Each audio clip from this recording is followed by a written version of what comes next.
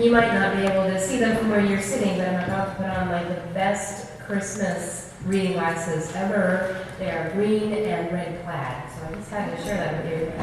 It's the small things in life that make us happy, really. So there it is. Now, what I love about that Gloria that we just sang is it really does talk about how we lift up and recognize that the presence of Christ in our lives and in the world is really about a certain quality of light. It is a quality of light that is more than the light that helps us see things in the dark, that is sun or moon or stars. And yet, in the gospel narrative, even of the Nativity in Luke, the sun and the stars, they all seem the celestial bodies to be part of that story. And for the Gospel of John, there is yet another turn on how to understand this light. It's more than allegorical, even. It really is a sense that it comes from several simultaneous traditions of the time in which this community lived, because they were influenced by Greek philosophies and Roman thoughts about the Greek philosophies, because the Romans really loved the Greeks and emulated them. And these kinds of pieces of culture and thought influenced the early church because they were alive as symbol systems in the culture around them. The idea of light being something that transcends a sense of the physical world, that there is something somehow illuminated within creation and in all beings because of God's presence. For John, this quality of light is essential. In the Greek principles, nothing can exist without it. And for John, as he said, it was the Word and it was with God in the beginning. And so this light was something that God actually was inspired by, had in the companionship while God is making all things in creation.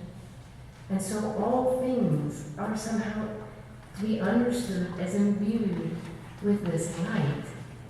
Light becomes something that in both the Hebrew tradition and the New Testament tradition and the intertestamental tradition as the wisdom tradition is what particularly lifts out this concept of light in each of the ways it occurs throughout our tradition.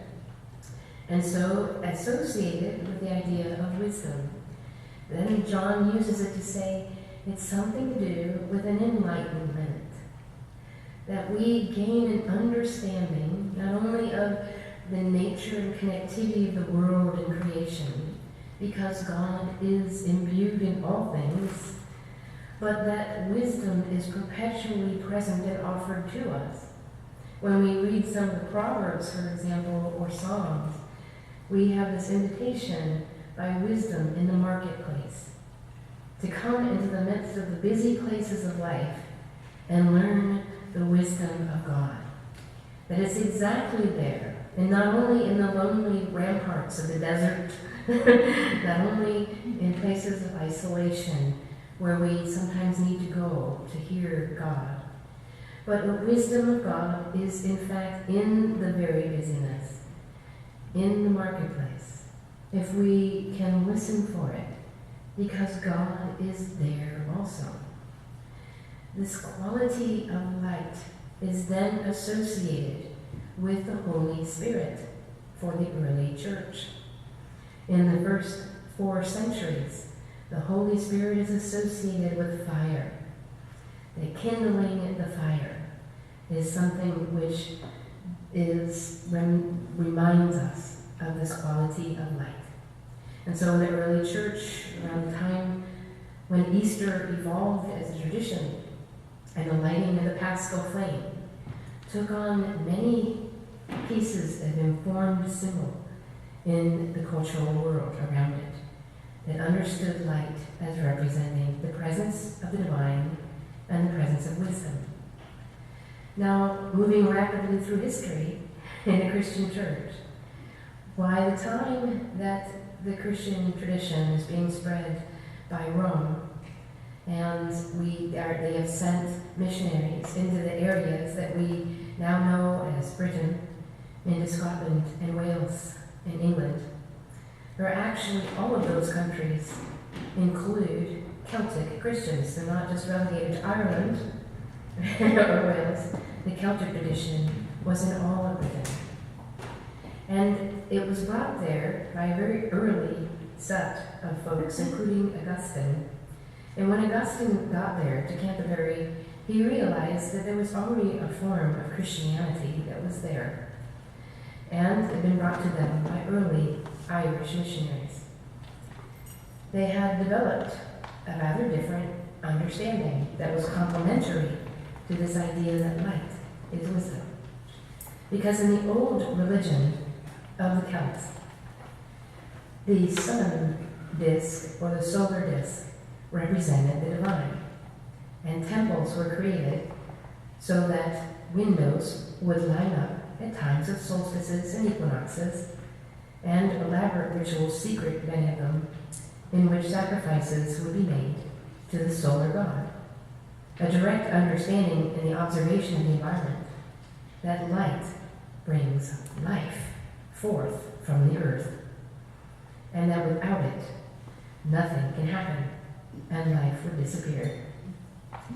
When the early Christian missionaries arrived and they talked about light, it was an easy matter to transform the symbol of a solar disk into one in which the radiant beams not only went up and down and across in equal bars, but also to extend the little bar down to the earth, connecting the idea that the light comes to the earth in the advent of Christ.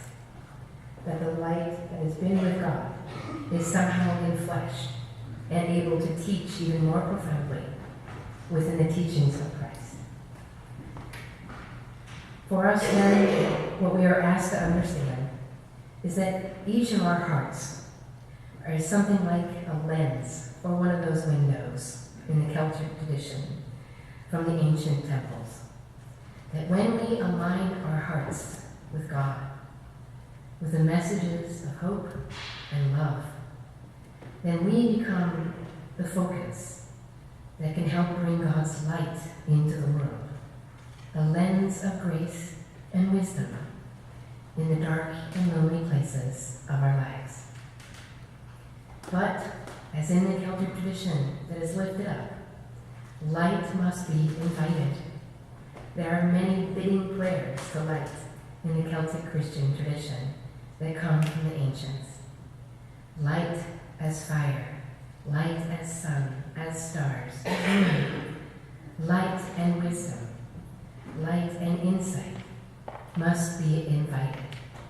That where there is darkness, the predisposition of our willingness to be vehicles of light is that we must invite it into our midst. And remembering always in our Christian faith that when we live from a place of love and are determined to live in the hope of Christ's light, we are reminded darkness will never overcome it.